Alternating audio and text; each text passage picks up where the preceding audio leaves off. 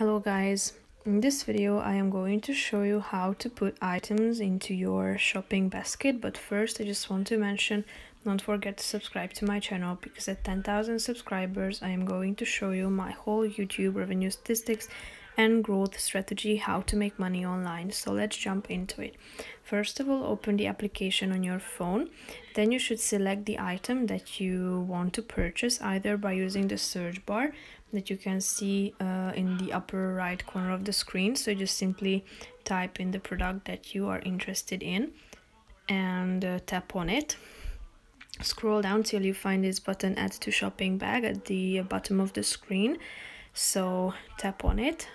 Now it has been added to your shopping basket. If you can check this by tapping on the shopping basket icon at the bottom of the screen. That's the last one, so you can find it quite easily. You can change the quantity by tapping on this icon in the middle of the screen. Now it says 1, but if you tap on it you can set it to whatever